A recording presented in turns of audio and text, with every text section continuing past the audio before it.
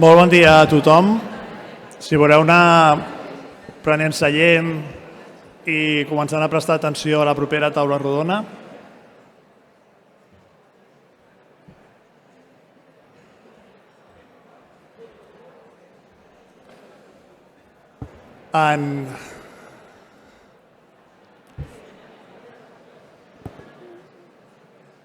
No sé si algú podria tancar les portes que donen sortida a la sala. La taula rodona que ara comença porta com a títol Diabetis, que és un títol bastant curt, però bàsicament el que intenta establir és la relació. Buenos días a todos. Gracias por estar aquí esta mañana después del café y todo el mundo atento a la siguiente mesa redonda, que lleva por título Diabetes. Ahora, en un momento somos toda la mesa porque viene nuestra comoderadora, la doctora Alicia Taboada.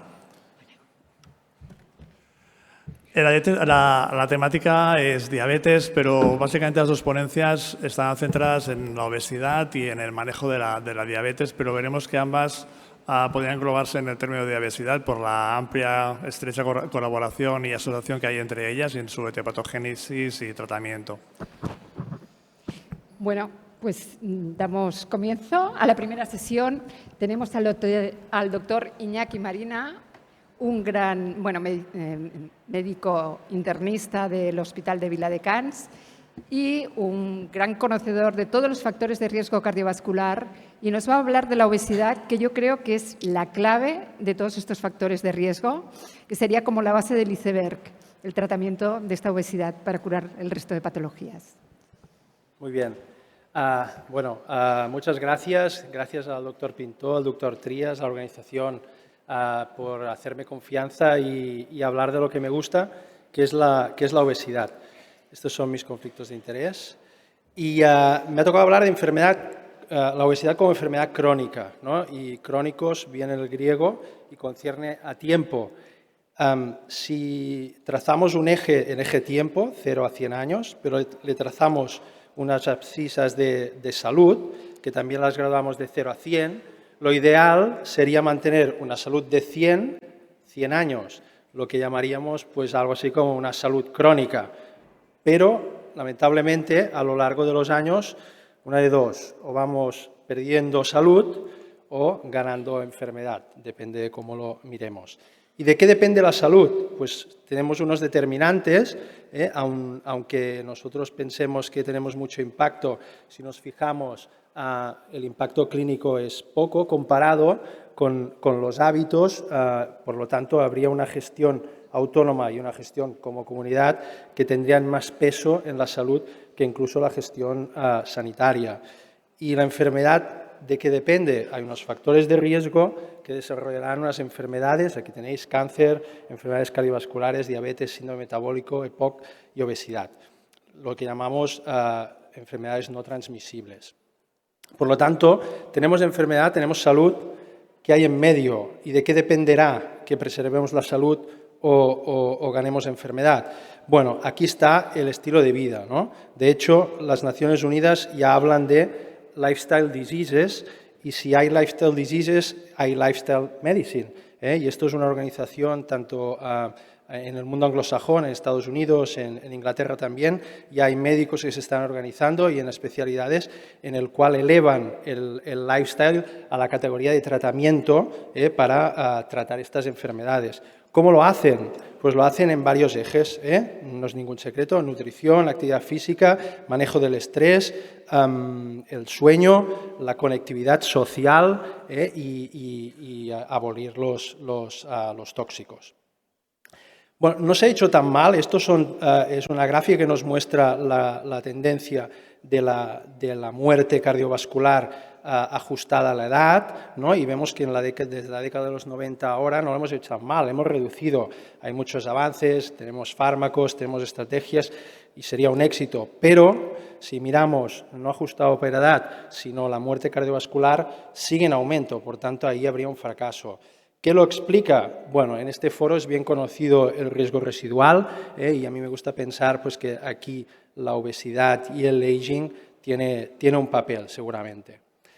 Esto también se ha dado cuenta la Sociedad Americana del Corazón y ya nos introduce variables subrogables como son el Health Adjust Life Expectancy, que no solo es la expectativa de vida, sino que ellos miden o proponen que sea ajustada a la edad. Por tanto, cantidad sí, calidad también.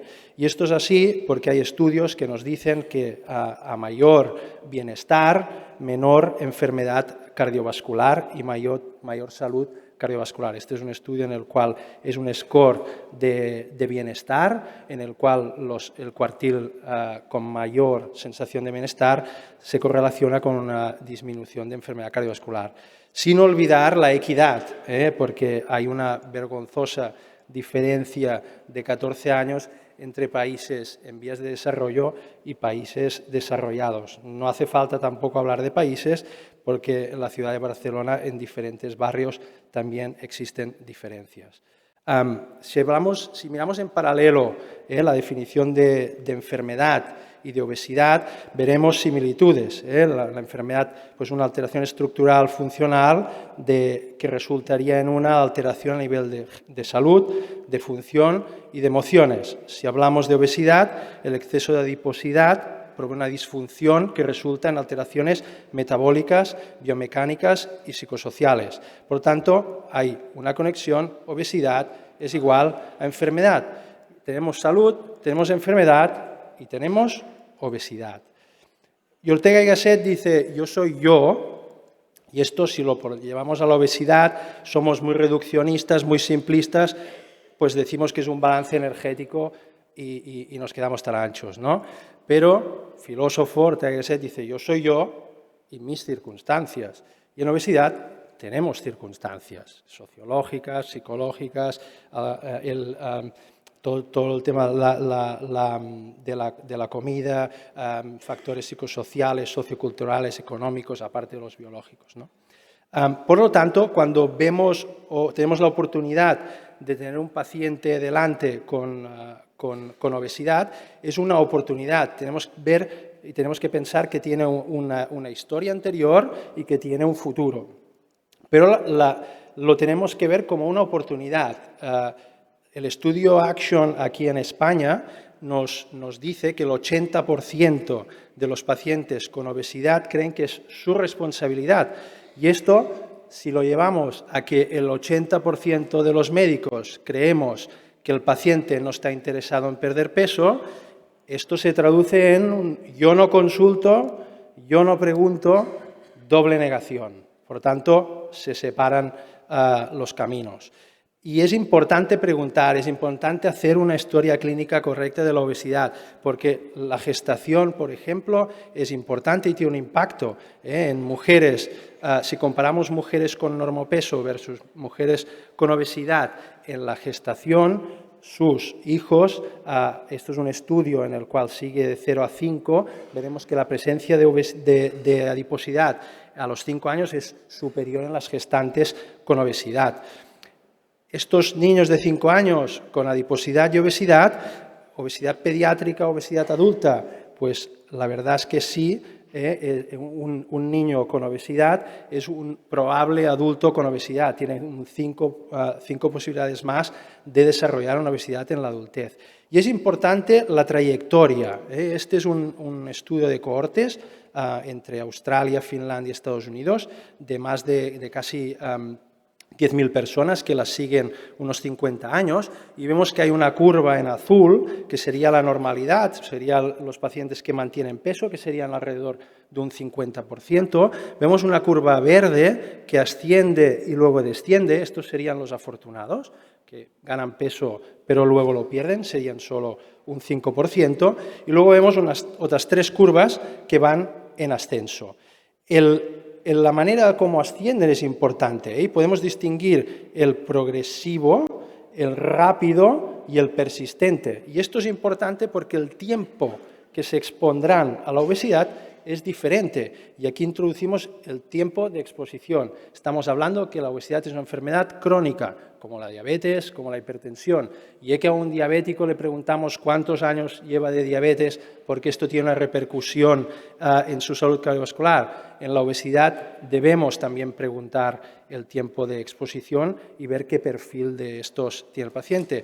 Esto es relevante porque perfiles más persistentes tendrán una menor posibilidad de tener una salud cardiovascular. Por contra, a medida que sean más progresivos, los perfiles, las trayectorias de mayor exposición tendrán un mayor riesgo de presentar enfermedad cardiovascular. También es conocido la relación entre la obesidad y la diabetes. Los años de exposición a la diabetes a la obesidad tienen una repercusión en el riesgo de desarrollar una diabetes. Aquí, en este estudio, diferencia entre menor de 10 años, entre 10 y 30 años, más de 30 años, y como vemos, la oportunidad, la hazard ratio va en aumento progresivamente. Por tanto, más tiempo, más diabetes.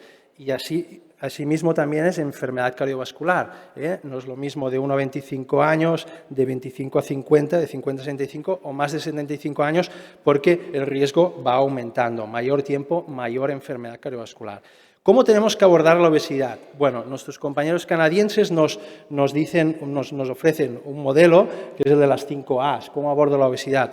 La primera es preguntar permiso para abordar un tema como es la obesidad al paciente. El segundo sería también valorar el estado en el que el paciente, la motivación del paciente a abordar esta obesidad. Si está en un estadio precontemplativo, contemplativo, está preparado, ya ha pasado a la acción, el mantenerse o intentar evitar la recidiva.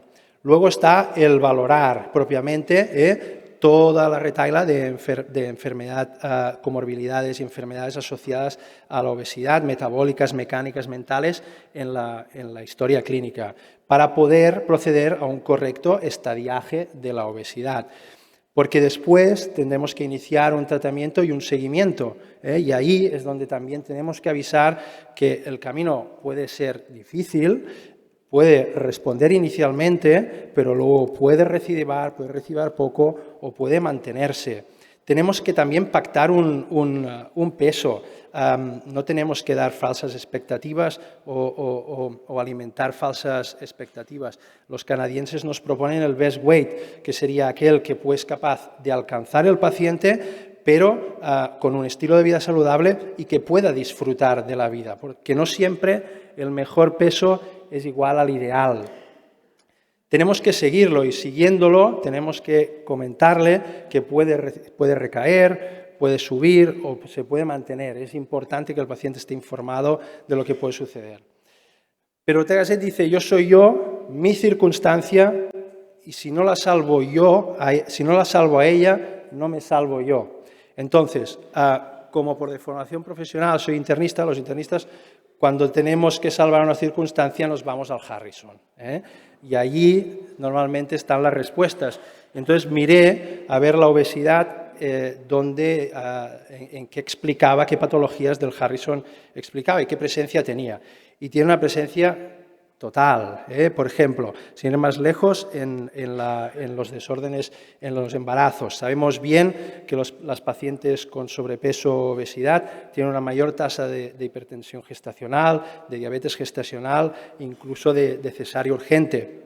Pues bueno, estudios como este de la doctora Weiss en Inglaterra ven que 14% de descenso de peso está relacionado con un aumento en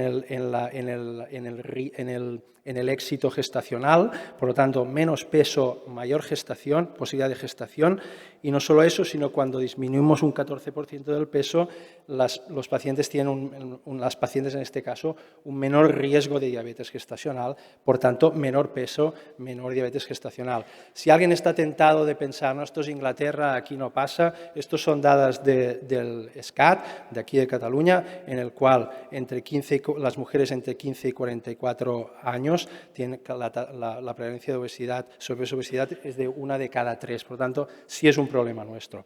Luego pasas página al Harrison y ves que está pues, en problemas de piel, está en la nutrición, está en la oncología, está en las enfermedades infecciosas. No puedo abordar todas, me gustaría, porque de hecho he buscado información de todas, pero por tiempo me ceñiré a las menos habituales y luego a una muy habitual. Si hablamos de psoriasis, aquí el doctor Fernández Armenteros, que esta es su tesis doctoral, el doctor Lecube lo conocerá de Lleida, se cogió 400.000 pacientes, 400.000 personas en Lleida y miró los pacientes con psoriasis, comparó con los pacientes sin psoriasis y miró factores de riesgo, enfermedad metabólica, enfermedad cardiovascular. Y vemos que en los pacientes con psoriasis tienen más posibilidades de tener una obesidad, de enfermedad cardiovascular y síndrome metabólico. Y si esto es así, ¿qué pasa si les hacemos perder peso? Pues en este estudio, donde hay el objetivo es un descenso de peso para ver el PASI, que es el Psoriasis Area Severity Index, que es como miden los dermatólogos la respuesta a los tratamientos, vemos que... ¿5? Vale. D'acord. Doncs vemos que en paralelo hay un descenso, menos peso, menos PASI. COVID lo pasaré, IMCs mayores de 30, independientemente de condición de diabetes, hipertensión, enfermedad cardiovascular, la obesidad está en relación. Vemos, área cardiovascular, que es la que me interesa. Soy un hater de la obesidad metabólicamente sana. Creo que no existe. Si comparamos pacientes con obesidad versus pacientes con normopeso a igualdad de situación metabólica, vemos que claramente aumenta el riesgo, sobre todo insuficiencia cardíaca, que es en la que me voy a ocupar. Está el estudio STEP en insuficiencia cardíaca, donde pacientes con obesidad e insuficiencia cardíaca se someten a un tratamiento con semaglutida 2.4 semanal y vemos que el objetivo primario, que es el Kansas City Cardiomyopathy Questionnaire, que valora síntomas, valora capacidad funcional y valora calidad de vida, vemos un claro aumento en relación al descenso de peso. Esto es así y motivó pues, una editorial del doctor Pintó, no nuestro doctor Pintó, sino otro doctor Pintó, que se preguntaba si la insuficiencia cardíaca era una enfermedad metabólica. Luego vino el San Cristo Gros, el Hard Endpoint, el SELECT, donde el objetivo primario aquí era muerte cardiovascular, infarto no fatal, ictus fatal. Pacientes mayores de 45 años con obesidad no diabéticos, importante, no diabéticos, prevención secundaria. ¿Y qué pasó? Reducción del 20%. Y esto motivó al doctor Lecube. Este estudio se presentó, publicado en New England, se presentó en Filadelfia. El afortunado doctor Lecube estuvo allí y tuiteó: "A call for action, now is the time to treat obesity, the SELECT trial ayuda a escribir la historia de la obesidad". Lo dice porque si os fijáis en la diapo de la derecha, el paradigma actual no es tratar pues, la enfermedad cardiovascular y la reducción clásica. Y nos dice, imagina el futuro, tratemos la obesidad, trataremos el resto, ¿no?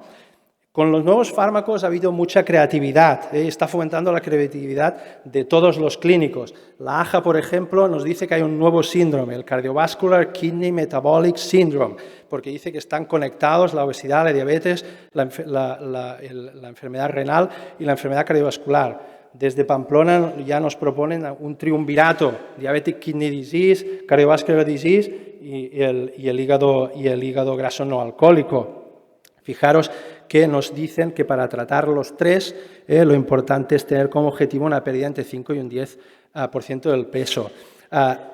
Como he hablado de la enfermedad hepática metabólica, este es un estudio publicado en New England donde se utiliza semaglutida también, aquí es diario, no semanal, en dosis de 0,1, 0,2, 0,4 y vemos que los pacientes obviamente pierden peso y que en relación a la pérdida de peso hay también una resolución del NASH, ahora dicho, como sabéis, más el D. Por tanto, menos peso, menos más el D. Y esto es así porque a medida que se va perdiendo porcentaje de peso, se van abordando la patología cardiovascular y se van resolviendo. Esto es el presente, pero tenemos un futuro. He hablado de semaglutida, pero está el tirzepatide por ahí, está el servopatide, está el pemibutide, cagrisema, agonistas duales, doble combinación, incluso triagonistas, y esto entiendo que fomentará todavía más esta creatividad y esta conexión, porque we are all connected. Tanto la enfermedad cardiovascular, insuficiencia cardíaca, diabetes de tipo 2, NASH, chronic kidney disease y otras muchas.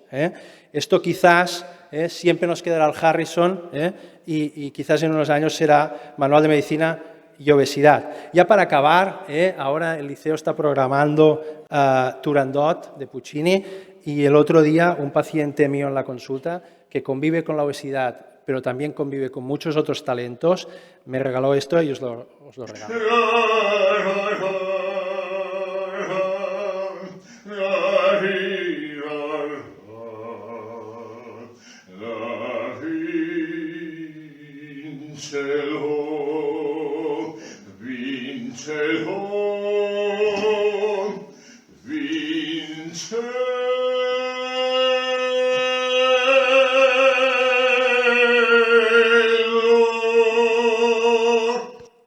Muchas gracias.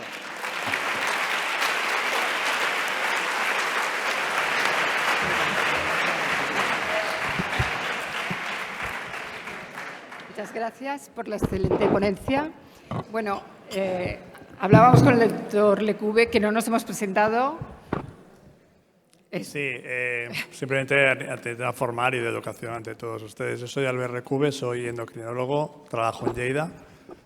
Y yo soy la doctora Alicia Taboada, soy médico de familia y en principio trabajaba en la primaria, pero ahora de momento estoy en un periodo fuera de esto, pero bueno, me dedico mucho al tema de obesidad. Es uno de mis temas preferidos. Por eso quería aprovechar para hacerte alguna pregunta. ¿Tú crees que con los nuevos fármacos acabaremos con la obesidad? Yo creo que no. Perdón. ¿Hacemos ahora las preguntas? Sí. Sí, porque el segundo ponente participará de forma online y creo que será más fácil y más ágil que hagamos las preguntas después de cada uno de vosotros. Bueno, pues yo creo que no deberíamos reducirlo todo al tratamiento. Yo creo que el tratamiento es complementario. Es ABC, el primero es una buena caracterización de la obesidad, una buena historia clínica, ver ahí hay pistas, ¿no? Y seguramente de dónde podemos abordar, no todas farmacológicas, y ahí hay un basal, ¿no? Al menos yo intento abordarlo así, hay un basal que es el que tenemos que abordar y luego, obviamente, está el tratamiento médico, ¿no? Y el tratamiento médico me gusta pensar, ¿no? Que todo este grupo farmacológico y demás ha tocado la tecla, porque ha tocado una tecla que es pues lo que he dicho, ¿no? Los estilos de vida. Los estilos de vida nos han llevado a unas enfermedades, ¿no? Los grupos actuales de fármacos van a la raíz fisiopatológica de estas enfermedades y han tocado la tecla diríamos que es útil para abordar estas enfermedades, ¿no? ¿Hay alguien que quiera hacer alguna pregunta entre los asistentes? Pues me permito un comentario. Hay dos cosas que me han gustado mucho de tu presentación, que he tomado nota para repetirlas en el futuro. ¡Qué honor! Y tuitearlas si es posible. Una es considerar la obesidad paciente con obesidad como una oportunidad. Siempre hemos tenido la tendencia a evitar ver a ese paciente, a intentar que saliese de la consulta lo más pronto posible porque veíamos algo imposible. Y quizás con este cambio de idea de que no tenemos que buscar un cambio, llegar a un peso ideal, sino un peso saludable, que podemos y que probablemente es el tipo de paciente en el que más beneficio nuestra implicación con él puede obtener en cuanto a devolverle no solamente calidad de vida, sino devolverle años de vida que la enfermedad está mermando. Creo que debemos empezar a ver al paciente con obesidad con otros ojos distintos a los que hacíamos hasta ahora. Más si añadimos la posibilidad de tratamientos farmacológicos que pueden ayudarnos en ese manejo. No, totalmente. Yo trabajo en un hospital y bueno, tengo una cruzada, ¿no? Para evidenciar que la obesidad está muy presente en el hospital. O sea, yo soy internista, pero los cardiólogos la ven, los digestivos la ven, los endocrinos la ven, los traumatólogos la ven, los gines la ven,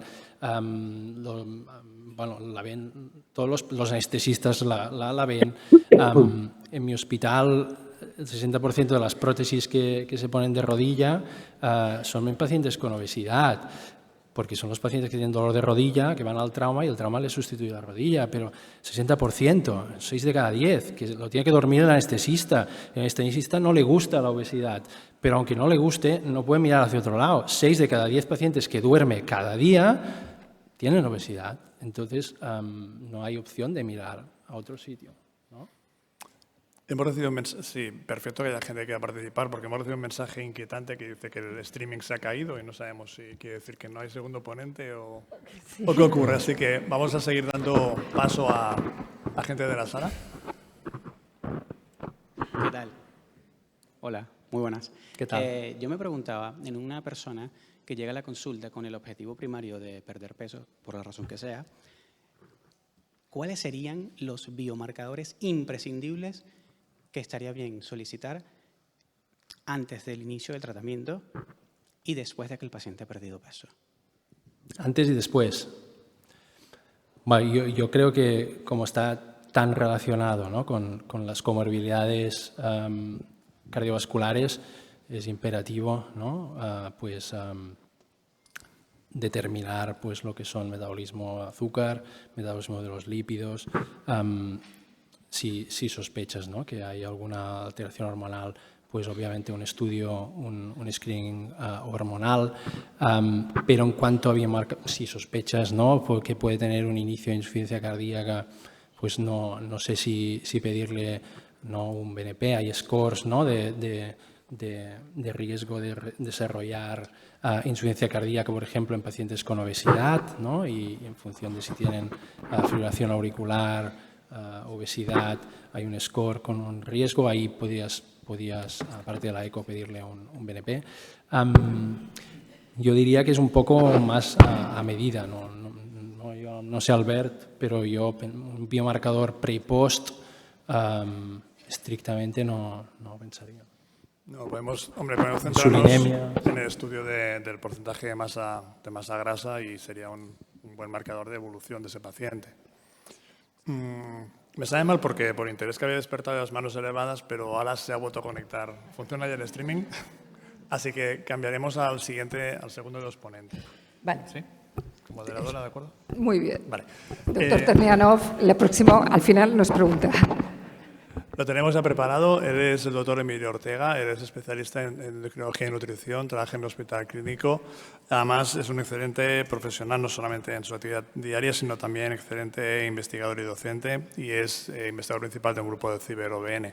Así que él nos hablará de pasar del manejo de la diabetes únicamente de cifras de control, sino al manejo global de la enfermedad.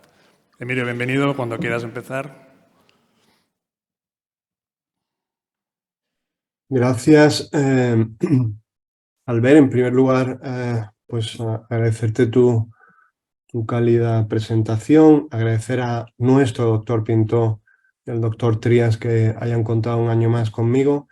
Y lo que quería compartir con vosotros pues es esta historia de cambio, esta película a la que estamos asistiendo a cámara lenta, pero que estamos viviendo y que los más jóvenes de esta sala pues van a seguir disfrutando, ¿no? Esto lo hemos vivido yo, lo he vivido yo, lo ha vivido el doctor Lecube también. Había un momento en el que nuestro único interés era bajar la hemoglobina glicosilada. Incluso nuestros adjuntos decían, no pasa nada si hay algunas hipoglucemias, no es un problema, el objetivo final importante es reducir la hemoglobina glicosilada. De ahí hasta recientemente, pues parece que todo ha sido tan fácil como presentar unos pocos datos a una inteligencia artificial, saber si esa persona que estamos tratando tiene o no tiene una enfermedad cardiovascular y en función de eso decidir sencillamente optar por un tratamiento Todo ello sin mirar la hemoglobina glicosilada y o dejando la fisiopatología de la diabetes en una segunda línea. Con lo cual, estaréis de acuerdo conmigo que hay un cambio muy significativo de esta visión. Y en este camino, la hemoglobina glicosilada pues, ha quedado un poco apartada, o al menos ha quedado en un segundo nivel, y quizá no tenga que ser del todo así. ¿Qué ha ocurrido de forma paralela a esta evolución tan rápida en este tiempo? Desde mi punto de vista han ocurrido dos cosas muy importantes. La primera es, hemos confirmado, hemos consolidado la escalada de la prevalencia en obesidad, que se confirma o se prevé que siga ascendiendo en los próximos años. El estilo de vida, nos han comentado, tiene mucho que ver con esta escalada y este es un hecho sin duda significativo por el cual las enfermedades, no solo la diabetes, sino las enfermedades cardiovasculares van a seguir ascendiendo. Esto hace que nos podamos preguntar si los clínicos, la mayoría de los cuales estamos aquí, representando muchas especialidades, podemos prevenir en este panorama la diabetes y podemos prevenir la obesidad. Y yo creo que los clínicos hemos perdido ese tren. Sí que es verdad, y creo mucho en la medicina de oportunidades, que tendremos que empezar a saber mejor quiénes de los que ya tienen obesidad podemos identificar y se pueden beneficiar más de esa identificación primero y esa posible intervención. Pero el resto no está ya en nuestras manos, está en políticas sanitarias más agresivas que modifiquen el escenario en el cual nos estamos moviendo. Tenemos que enseñar a vivir a la sociedad y para poder reducir este tipo de enfermedades. El otro hecho muy relevante que ha ocurrido y que responde también a una pregunta del público es que la pérdida de peso franca empieza a ser posible. En la era de donde veníamos nosotros esto no era posible. Incluso se puede hacer en el ámbito de atención primaria. Sí es cierto, con una intervención que consume muchos recursos, pero se puede hacer. Y además esa pérdida de peso es capaz de hacer que la diabetes sea una enfermedad que se ponga en la nevera, que se momifique al menos durante un tiempo. En segundo lugar, hemos visto también que los nuevos fármacos semaglutide puede poner en una reducción de peso hasta en un 26% de los pacientes y recientemente también tirzepatide, esta nueva molécula que consigue ese objetivo de reducción de pérdida de peso de un 15% en hasta un 50%. ¿Y por qué es importante este porcentaje de pérdida de peso? ¿O tendremos que ir acercándonos mejor a un porcentaje de pérdida de grasa? Porque si bien es beneficioso cualquier pérdida de peso, como vemos aquí, un 5% de pérdida de peso por encima de él, pues ya mejora la sensibilidad a la insulina. Esto en la diabetes es tremendamente importante. Ya mejora la función celular beta, pero no capacita a la célula beta para responder enérgicamente ante sus demandas. Pero por encima de ahí, y sobre todo cuando nos acercamos a un 11, a un 10, a un 15% de pérdida de peso, vemos cambios muy significativos en el consumo de glucosa del músculo, vemos cambios muy significativos en cómo se comporta el tejido adiposo y cómo se puede reducir la inflamación que él genera a nivel sistémico, vemos reducciones dramáticas del contenido de grasa en el adipocito, también en el páncreas, y esto es muy relevante en la diabetes, y vemos que cambia la expresión génica. Pocas cosas hacen cambiar la expresión génica hacia un tejido adiposo, pero hacia un entorno metabólico sistémico más beneficioso. Es decir, nos acercamos a lo que conocemos bien, los beneficios de la pérdida de peso muy intensivo de la cirugía bariátrica. Y aunque estos estudios son más observacionales, sí sabemos que la cirugía bariátrica y su pérdida de peso comportan una mejora dramática en el control glucémico, mejoran y reducen el número de complicaciones que los pacientes con diabetes que fueron intervenidos podían tener y, sobre todo, muy importante, mejoran la calidad de vida de estos pacientes.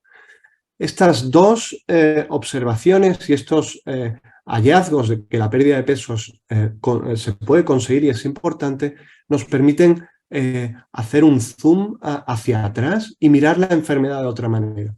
Nos permiten, sí, saber y tener claro que la hiperglucemia es un factor desencadenante de enfermedad cardiovascular y de complicaciones microangiopáticas, que el control intensivo temprano consigue reducir complicaciones, que debe ser multifactorial y sí hay valor añadido de los fármacos independientemente de lo que hacen en la glicemia.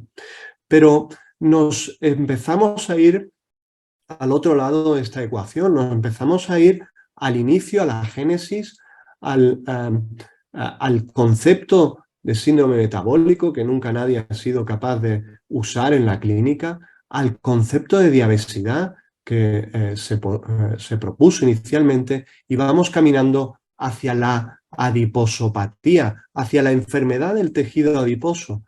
Y enfermedad del tejido adiposo que no siempre es cantidad, sino que puede ser características de este tejido adiposo.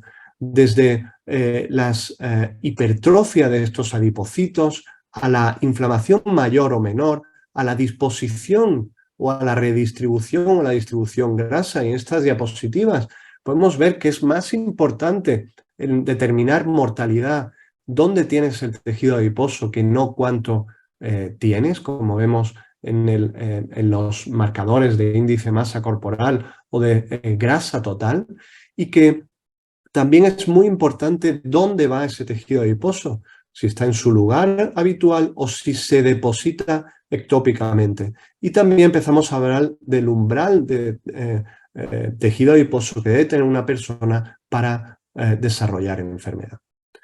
Por lo tanto, nos alejamos del delta, del río, que serían las complicaciones macro y microvasculares que deben ser abordadas una vez llegan en el contexto de la diabetes o cuando están generándose poco a poco, cocinándose lentamente en el tiempo. Nos acercamos al inicio de este río, nos acercamos a poder tener un concepto de manejo de la enfermedad más adipocéntrico. Y para eso tenemos que tener en cuenta tres elementos que están cambiando. ¿Cómo diagnosticamos la enfermedad? ¿En qué momento de la enfermedad estamos? Tendremos que saber, cuando vamos a decidir algo sobre un paciente, dónde se encuentra en su historia natural y qué prioridades y objetivos vamos a marcar en función de todo ello. Me parece tremendamente sencilla la definición de diabetes para una enfermedad tan compleja y que tantos quebraderos de cabeza nos da a los clínicos y a la sociedad en general. 6,5%, no necesitamos nada más. Y seguimos teniendo este diagnóstico en base a que este nivel de glicemia es el umbral por debajo del cual no hay retinopatía diabética. Y como hemos visto, la enfermedad es mucho más compleja. No se trata de ver la enfermedad pues, como un bosque tranquilo de árboles similares, todos en la misma fase de floración o de hoja, sino que empezamos a ver la enfermedad como algo mucho más complejo, donde pacientes diferentes, a veces en distintos estadios de la enfermedad, tienen que ser abordados y no están claramente diferenciados los unos de los otros. Por lo tanto, el diagnóstico cobra sentido y desde esta publicación de Ahlqvist en el año 2018, este concepto sigue evolucionando. Probablemente va a evolucionar mucho más y lo vamos a ver desde una inmensa mayoría de diabetes tipo 2 como diagnóstico de exclusión, como cajón desastre cuando no había una diabetes autoinmune, pues empezamos a ver al menos o empezar a diferenciar fenotipos muy diferentes. Y muy diferentes en el sentido de nos interesan, porque lo que nos interesa es diferenciar bien, bien sea con un fenotipo, con un genotipo, con una mezcla de ambos, que también veremos en la clínica para saber cómo se está contribuyendo a la hiperglucemia y, sobre todo, cuál es el pronóstico de ese paciente. ¿Qué va a pasar en ese paciente diferente si tiene un tipo de enfermedad o otro tipo de enfermedad? ¿Va a ser más propenso al uso frecuente o rápido de insulina y a las complicaciones microangiopáticas? ¿O va a ser más propenso a sufrir enfermedades ahora cardiorrenales, metabólicas, etcétera, etcétera? O vamos a acertar con la elección del fármaco que hagamos, porque en función del tipo de enfermedad que tienen, vamos a deber o necesitaremos elegir prioritariamente un fármaco u otro. El momento de la enfermedad igualmente va a ser importante. Yo creo que evolucionaremos a definir que todavía no existen objetivos terapéuticos prioritarios, y creo que al principio de la enfermedad, en los primeros años, el objetivo prioritario deberá ser la pérdida de peso, sin perder de vista la hemoglobina glicosilada, o cuando estamos lejos en el delta del río y queremos controlar, hacer un manejo de daños. Pues obviamente la pérdida de peso será importante, pero tendremos que ir al control de la hemoglobina glicosilada. Porque perder peso es beneficioso y será beneficioso en cualquier momento, obviamente. Y ya nos han comentado que el estudio SELECT, con una pérdida aproximadamente de un 10%, semaglutida demuestra una reducción de eventos cardiovasculares. Y esto nos hace pensar si el famoso riesgo residual, que también nos han comentado, en la diabetes tipo 2, pues era mucho o en gran parte o es, de hecho, mayoritariamente por la obesidad. Y aquí vamos a tener datos relativamente pronto que nos van a ayudar a comprender este riesgo residual de la diabetes. El momento de la enfermedad también nos ayudará a definir que el objetivo de pérdida de peso nos va a dar beneficios, pero el tipo de beneficios en función de cuánto pérdida de peso podemos alcanzar. Siempre será beneficioso, más de un 5%. Pues desde la prevención de la diabetes, obviamente, estamos tarde, a el manejo y al control de los factores de riesgo. Pero solo veremos posibilidad de remitir la diabetes en ciertos momentos con pérdidas de peso mayores y, sobre todo, modificar también la historia natural de la enfermedad hepática que es tan frecuente en las personas con diabetes. Y estos objetivos, por lo tanto, nos servirán para marcar, una vez que tenemos diabetes, pues el momento de la enfermedad nos dirá, voy a marcar como objetivo la resolución de la diabetes o voy tarde, voy a focalizarme principalmente en la prevención de las complicaciones microangiopáticas que tanto daño hacen a las personas con diabetes. Y en este camino no nos podemos olvidar de la hemoglobina glicosilada, no nos podemos olvidar de una marca protagonista de la enfermedad, que es la hiperglucemia. Los objetivos los seguimos teniendo, seguimos pensando en ellos, no podemos olvidarlos y sabemos que son objetivos a alcanzar, porque cuando no era posible perder peso, el control de la hemoglobina glicosilada per se, con lo que fuera, conseguía reducir eventos cardiovasculares, pero tenía que ser pronto. Por cada X tiempo que retrasábamos, el beneficio, la reducción del riesgo, era obviamente menor. Y porque a pesar de que hemos visto el valor añadido de los fármacos, parte de ese valor, parte de ese beneficio, se debe en parte a la reducción de la hemoglobina glicosilada. Y aunque estos son estudios de mediación, pues probablemente tienen ese sentido. La hiperglucemia es un factor tan determinante que no podemos pensar que no tiene que ver con la reducción o con el beneficio cardiovascular de estos nuevos fármacos. Por último, estamos hablando de cambiar la historia natural de la enfermedad, pues la historia natural de la enfermedad depende también de la preservación de la célula beta y lo que hagamos, incluso sin grandes diferencias de pérdida de peso, y esto es el estudio EDICT y otros estudios nos confirman que la intervención temprana, la reducción agresiva temprana de la hemoglobina glicosilada no solo marca diferencias futuras en el control glicémico, sino que marca la preservación en esa situación frente a la hiperglucemia que preserva la historia natural y el deterioro de la célula beta tan característico de la enfermedad. Y hablo de la hemoglobina glicosilada porque aquí nos han dicho qué fármacos vienen.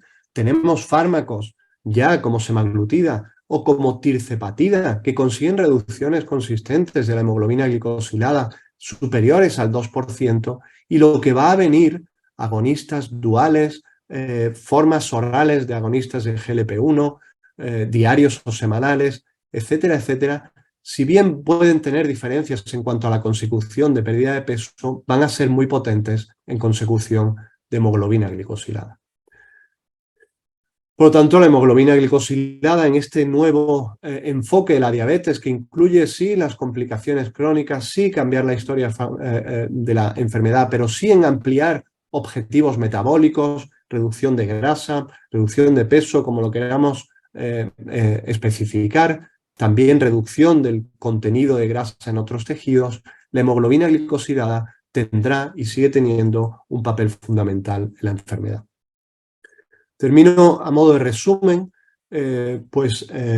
diciendo que estamos inmersos en un cambio y que este cambio lo vamos a ir viendo, y lo vamos a ir viendo en la consulta, pero también en las guías de práctica clínica. Estamos avanzando hacia una redefinición de la diabetes. Tendremos que clínicamente clasificar y saber qué enfermedad tiene nuestro paciente con, entre comillas, diabetes tipo 2, porque en función de eso vamos a adaptar fármacos y vamos a elegir objetivos. La adiposopatía en una persona con diabetes debe tratarse, debe evaluarse y debe tratarse. Y será principal objetivo para muchos pacientes con diabetes tipo 2. Y será prioritario y muy ambicioso en los primeros años. La hemoglobina glicosilada seguirá siendo parte de esta enfermedad, parte muy importante, y la aproximación y la reducción temprana tiene beneficios cardiovasculares y preserva la pérdida de función y de probablemente masa de la célula beta. Y todo ello tendremos que enfocarlo y priorizarlo en función del momento que vive esa persona en su enfermedad. Con esto termino. Gracias por vuestra atención.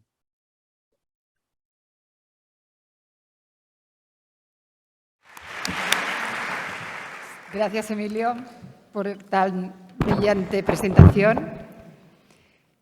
¿Preguntas? De momento, online no tenemos ninguna pregunta. En la sala, el doctor Ternianov, que antes estaba con el micro en la mano, creo que está pendiente de una pregunta.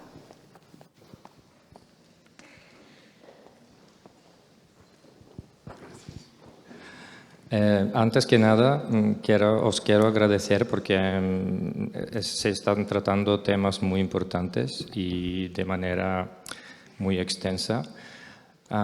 Yo quería un poco presentar mi, no sé si llamarlo preocupación, pero me llama la atención que se está poniendo demasiado hincapié sobre el peso como una variable absoluta, y ya sabemos que estamos hablando de acúmulo de grasa, por lo cual hay muchos estudios que han visto, por ejemplo, en futbolistas de fútbol americano, que todos tenían obesidad segundo grado según IMC, y sin embargo la grasa, el porcentaje de grasa era muy pequeño.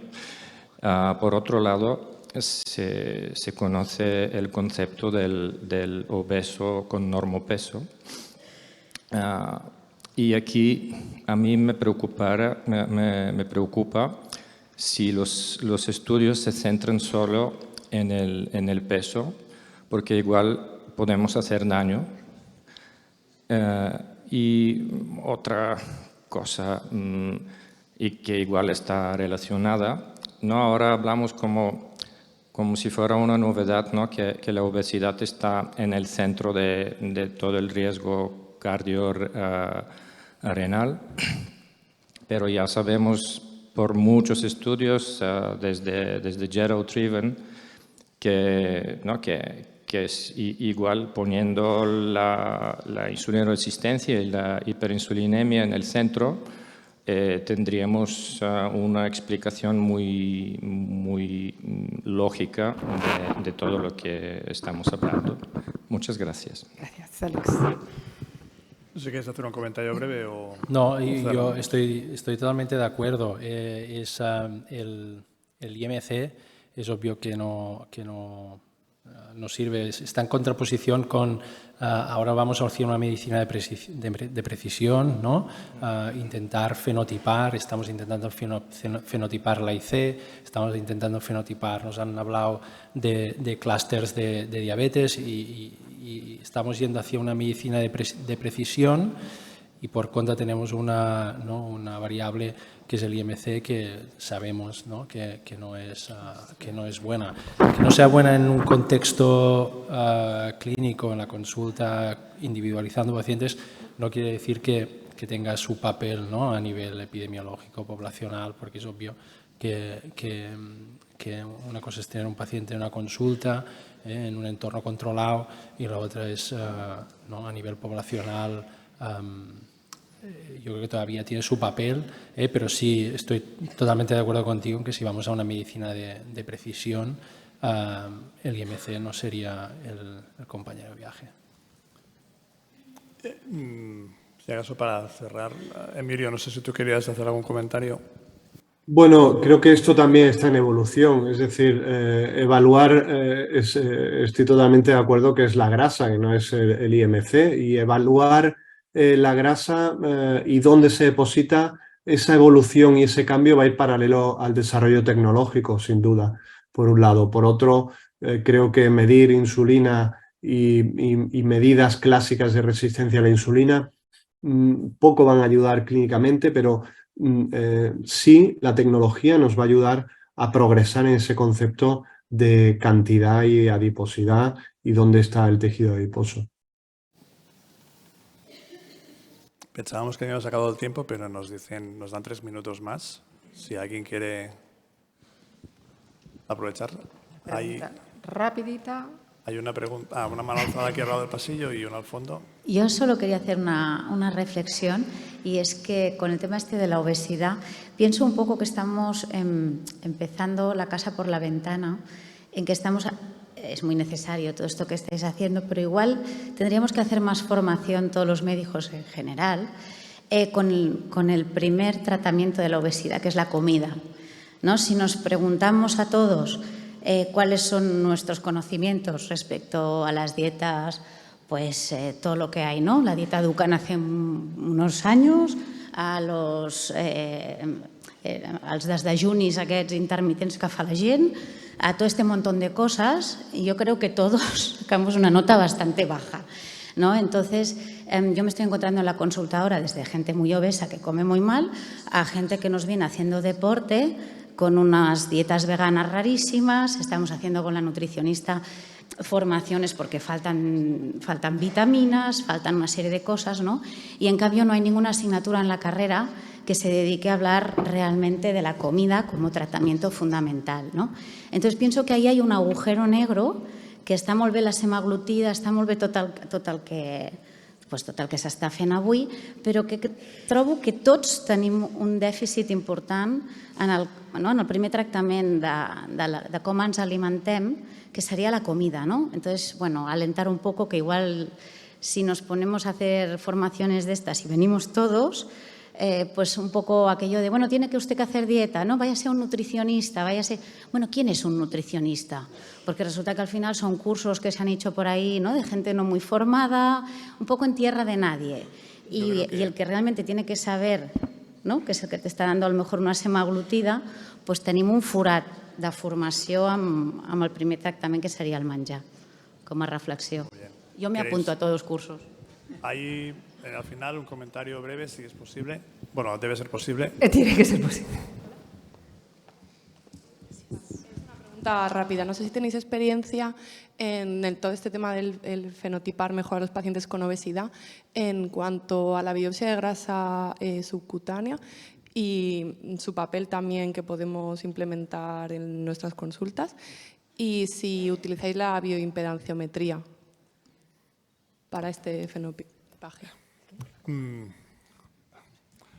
Vamos a ver, el tema sí, brevemente porque si no nos podemos agarrar mucho y si acaso ahora comentamos.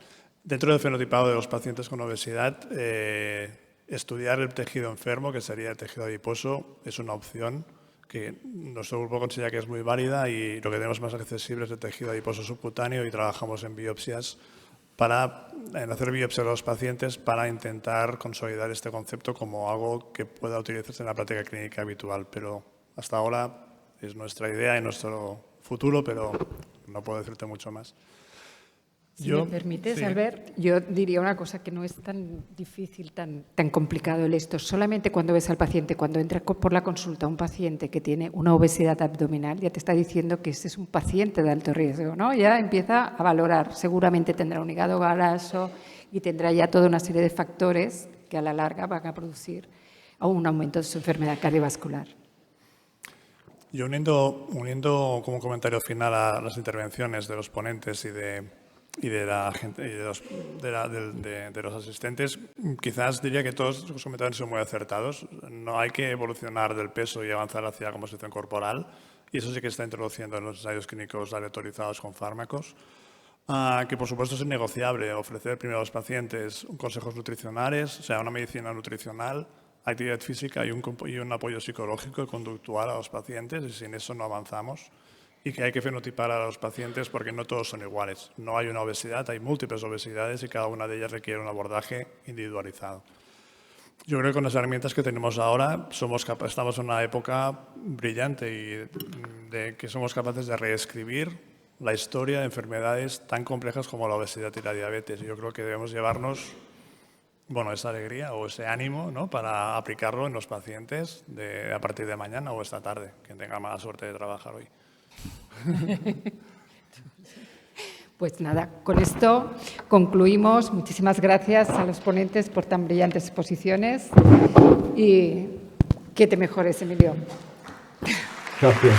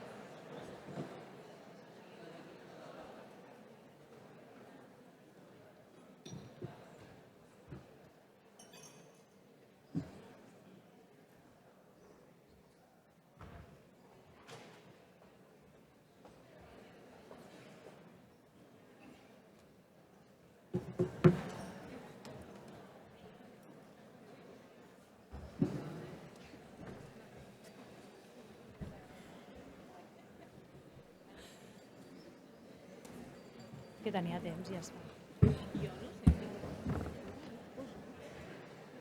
No, n'he tret. Hi havia moltes ocultes, eh? Hi havia moltes ocultes. No, n'hi ha 13.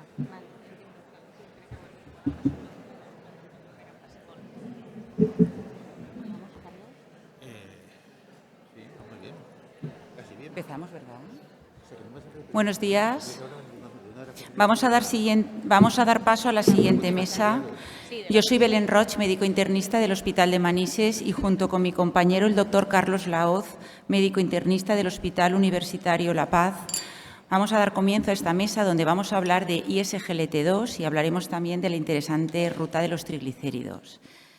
En primer lugar, me gustaría agradecer en nombre mío y el de mis compañeros al doctor Xavier Pintó y al doctor Ferran Trias que hayan contado con nosotros para esta mesa, y compartir con ustedes que hace años empezamos a aprender qué eran los ISGLT2. Nos dimos cuenta que cuando tratábamos a nuestros pacientes diabéticos con esta nueva molécula presentaban menor morbimortalidad, con las mismas glicadas que otros pacientes diabéticos. Después también vimos que en los pacientes con insuficiencia cardíaca, tanto con fracción de eyección conservada como reducida, también se beneficiaban de los ISGLT2, y últimamente estamos asistiendo a ver un enlentecimiento del empeoramiento de la función renal con los ISGLT2 y de los parámetros de albuminuria.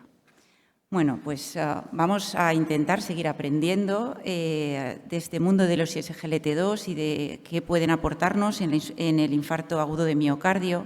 Para ello contamos con el doctor Ramón Freixa. Él es jefe de cardiología del Hospital Sant Joan d'Espí Moisès Brocchi de Barcelona y nos hablará de ISGLT2, protección cardiovascular, nuevas evidencias en el tratamiento del infarto agudo de miocardio.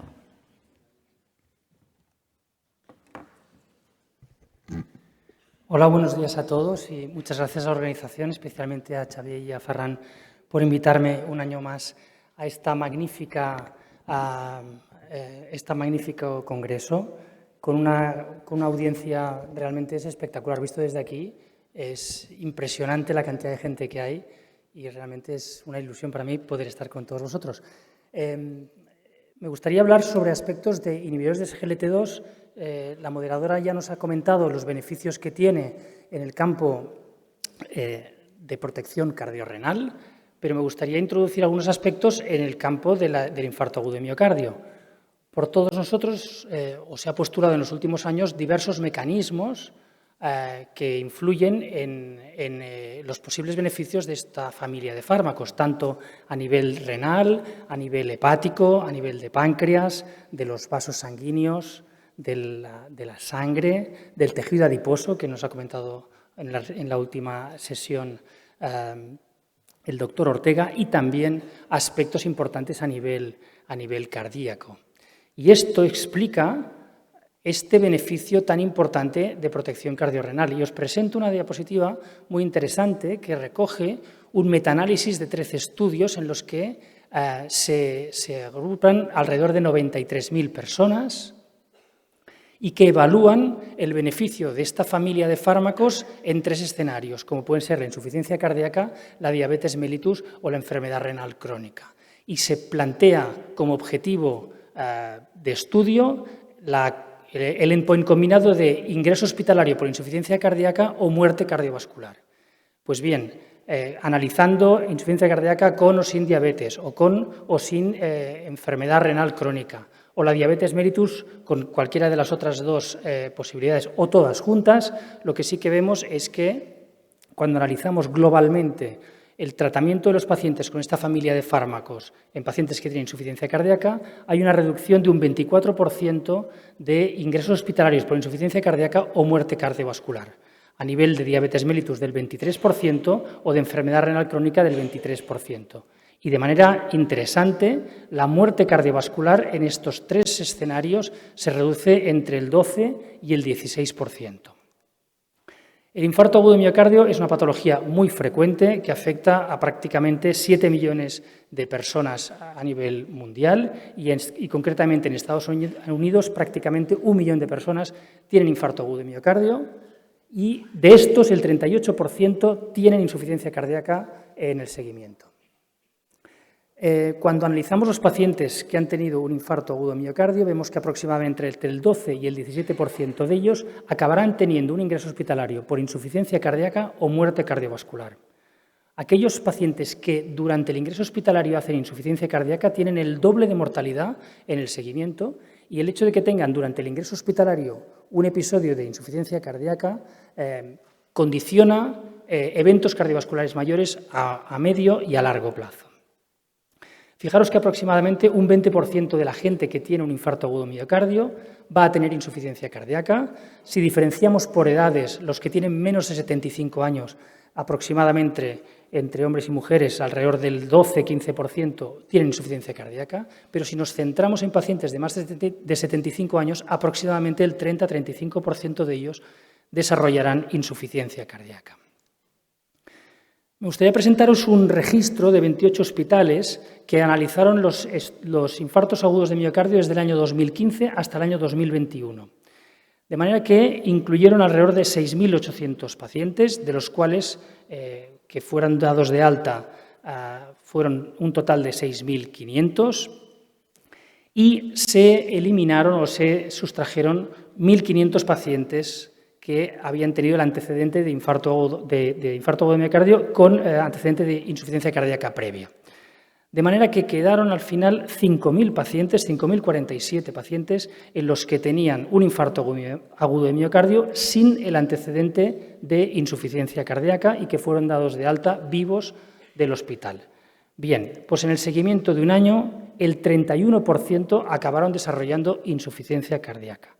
La mayoría de ellos, el 58%, insuficiencia cardíaca con fracción de eyección preservada y el resto con fracción de eyección ligeramente reducida o reducida. Y este dato es muy importante porque fijaros bien que el porcentaje de pacientes que tienen insuficiencia cardíaca en el seguimiento de un infarto agudo miocardio, que es el 31%, es mucho más elevado que el 5,8% de ellos que tienen un reingreso por un nuevo infarto agudo de miocardio. Es importante destacar que los pacientes que hicieron infarto e insuficiencia cardíaca tuvieron una mortalidad el doble que los pacientes que no hicieron insuficiencia cardíaca en el seguimiento. Y de manera interesante también destacar que los pacientes con un infarto de miocardio sin elevación del ST tienen más reingresos hospitalarios por insuficiencia cardíaca, una mayor mortalidad y mayores hospitalizaciones. Por todos es bien sabido que después de un infarto agudo de miocardio a estos pacientes se les hace un cateterismo cardíaco y disponemos de una serie de fármacos que han demostrado mejoría pronóstica en esta población, especialmente los betabloqueantes y los antagonistas del receptor mineralcorticoide, pues han demostrado utilidad en aquellos que tienen una fracción de eyección por debajo del 40%, en pacientes que tienen un infarto agudo de miocardio con elevación del segmento ST. A todos los pacientes es interesante administrarle un IECA o un ARA2, y en los pacientes con un síndrome coronario agudo sin elevación del ST, especialmente los que tienen fracción de eyección por debajo del 40% o tienen insuficiencia cardíaca o diabetes, pues también se benefician de este tratamiento. Os presento los distintos fármacos, las distintas familias de fármacos y los distintos estudios que han demostrado beneficio en el contexto de insuficiencia cardíaca con fracción de eyección reducida. Y como veis, los IECAs, los betabloqueantes, los antagonistas de aldosterona, los ARNIs y los inhibidores del SGLT2 han demostrado un claro beneficio. Pero cuando analizamos los estudios encaminados a valorar estos fármacos en pacientes postinfarto agudo de miocardio, nos encontramos que hay estudios que han salido positivos y estudios que han salido que no han demostrado beneficio, tanto en IECAs como en betabloqueantes, como antagonistas de aldosterona y ARNIs. Y está por ver, os voy a dar en primicia que ya tenemos información de uno de estos dos estudios, qué ocurre con dapagliflozina y con empagliflozina. Por todos es bien conocido que estos fármacos, como ha comentado anteriormente la moderadora, tienen un beneficio en reducción de la glicemia. En pacientes que tienen múltiples factores de riesgo ha demostrado reducir ingresos hospitalarios por insuficiencia cardíaca, y en aquellos pacientes que se incluyeron en el EMPA-REC, que tenían unos antecedentes importantes de infarto agudo de miocardio, en esa población, además de reducir ingresos hospitalarios por insuficiencia cardíaca, también se demostró reducción de la mortalidad por enfermedad cardiovascular. También hemos visto que tienen efectos en insuficiencia cardíaca crónica, en nefropatía, y está por ver qué es lo que ocurre con la dapagliflozina y la empagliflozina en el escenario del infarto agudo de miocardio. Existen distintos modelos animales que, analizando el infarto agudo de miocardio o incluso daño renal, postulan toda una serie de mecanismos que podrían estar relacionados con el mejor pronóstico de esta familia de fármacos en el abordaje de esta enfermedad, y se sumarían a los efectos beneficiosos de glucosuria y de natriuresis, que por todos es bien conocido y que muestran este efecto de protección cardiorrenal que va más allá del control de la glucosa. En esta diapositiva os presento los distintos estudios con fármacos inhibidores del SGLT2 y también con ARNIs, en el que, en función de la tasa de eventos que tiene el grupo de estudio, muestra una reducción importante de ingresos hospitalarios o mortalidad por ingresos hospitalarios por insuficiencia cardíaca o mortalidad cardiovascular, tanto a nivel de la parte de arriba de la diapositiva, como mortalidad por todas las causas. Y de hecho, cuando nos planteamos en esta diapositiva ver cómo afecta el tratamiento de los inhibidores SGLT2 en todo este espectro de enfermedad cardiovascular, tenemos claro que en la parte inicial, los pacientes que están en riesgo de tener enfermedad cardiovascular ha demostrado beneficio. En pacientes que ya tienen insuficiencia cardíaca, tanto función sistólica preservada como reducida, han demostrado beneficio. Y también en la parte final de la diapositiva vemos que en pacientes que han ingresado por una descompensación de su insuficiencia cardíaca también tenemos beneficio. Y la duda se genera en esta población que tiene daño estructural, que ha tenido un infarto agudo de miocardio, que ha tenido una cicatriz en este corazón, y ver si realmente este tipo de tratamiento puede ser beneficioso o no. Disponemos de algunos estudios pequeños, en este caso es el EMI Trial con empagliflozina y que incluyó a 476 pacientes que habían tenido un infarto de miocardio con elevación de las troponinas 10 veces y una creatinina quinasa por encima de 800 unidades litro, y a estos pacientes se les distribuyó en tratamiento con empagliflozina o bien placebo. Pues bien, el endpoint primario era la reducción de los niveles de NT-proBNP, que resultó estadísticamente significativa, y también se vieron cambios en la estructura de este ventrículo, con una mejor función ventricular, una reducción de la relación E', que nos habla de las presiones intracavitarias del ventrículo izquierdo, y una reducción de los volúmenes tanto sistólico como diastólico. De manera parecida, el DACAMI Trial, que incluyó menos pacientes, 117, pudo comprobar también una reducción de los niveles de NT-proBNP y una mejoría de la función ventricular, aunque esta no fue estadísticamente significativa. Y con este entorno que os he estado planteando, en los próximos minutos voy a desgranar dos estudios, que uno está todavía pendiente de publicación y el otro ya se ha publicado recientemente en New England y también se comunicó en el Congreso Americano de Cardiología hace unas semanas. El EMPACT-MI es un estudio multicéntrico randomizado doble ciego que evalúa los pacientes que han tenido un infarto agudo de miocardio con elevación o sin elevación del segmento ST y que están en alto riesgo de tener insuficiencia cardíaca. Y a estos individuos se les añade empagliflozina o placebo y el endpoint primario es el tiempo hasta que el paciente tiene un ingreso por insuficiencia cardíaca o bien muerte por cualquier causa. Los endpoints secundarios serían las muertes totales y los ingresos hospitalarios por insuficiencia cardíaca y así sucesivamente otros endpoints relacionados con hospitalizaciones y mortalidad. Los criterios de inclusión son infarto de miocardio con elevación del ST y sin elevación del ST, que han de estar randomizados en los primeros 14 días del ingreso hospitalario por el infarto agudo de miocardio, que deberían tener o bien signos y síntomas de insuficiencia cardíaca o que se documentara una disminución de la fracción de eyección por debajo del 45%. Además, hay algunos factores añadidos que son de interés, como pueden ser el hecho de que tengan más de 65 años, tengan elevación de los péptidos natriuréticos, la aparición de fibrilación auricular, enfermedad de 3 vasos o nuevo diagnóstico de diabetes mellitus. El objetivo, hemos comentado que el endpoint primario es este primer ingreso hospitalario por insuficiencia cardíaca o bien mortalidad por todas las causas y se va a hacer de modo jerárquico. Si es positivo y resulta que el brazo de empagliflozina es mejor que el placebo, se van a pasar a los siguientes análisis de manera progresiva, como muestra en la diapositiva. Tenemos datos de la población de estudio, ha sido publicado recientemente y presentado en el Congreso Americano de Cardiología de Filadelfia de hace unas semanas. La población, las características de la población del EMPACT-MI, se han incluido 6.500 pacientes. Como veis aquí en la diapositiva, pacientes que tengan signos y síntomas de insuficiencia cardíaca son prácticamente 56%. El 78% de los pacientes tienen una fracción de eyección por debajo del 45% y que tengan las dos condiciones, signos y síntomas y fracción de eyección por debajo del 45%, lo tiene el 35% de la población. El 80% de los pacientes se randomizaron durante el ingreso hospitalario y la media de tiempo fue de 5 días.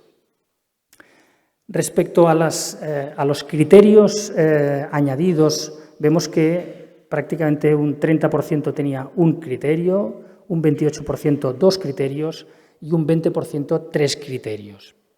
De manera que el 80% tenía entre 1 y 3 criterios. Los criterios que se añadían a este estudio eran la edad de más de 65 años, el 50% tenía una edad de más de 65 años, el 31,7% tienen diabetes y el 31% tienen enfermedad de 3 vasos.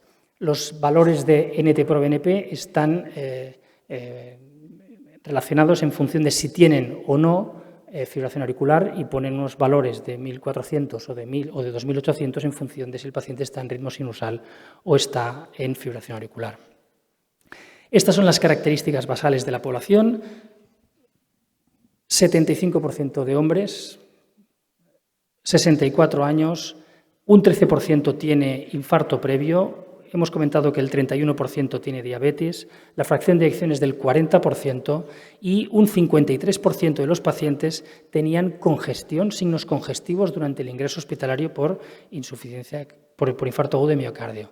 El tratamiento que estaban recibiendo a nivel basal era muy aceptable, con niveles incluso de antagonistas de aldosterona alrededor del 50%, que esto es un signo de calidad del tratamiento de estos pacientes, y también cifras muy elevadas de betabloqueantes y de fármacos que actúan a nivel del eje renina-angiotensina-aldosterona.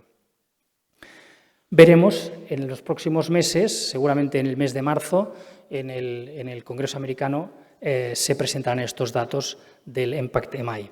Lo que sí que os quería comentar es que recientemente se ha publicado y ha aparecido este estudio, que es el DAPA-MI.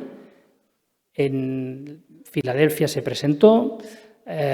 Os hago un poco resumen de las características de este estudio. Al final se incluyeron 4.000 pacientes que tenían infarto agudo de miocardio con elevación o sin elevación del segmento ST y que tenían alteraciones regionales o globales de la función ventricular o aparición de ondas Q. Aquí no se pedía que tuvieran signos o síntomas de insuficiencia cardíaca y no se pedía tampoco niveles de NT-proBNP.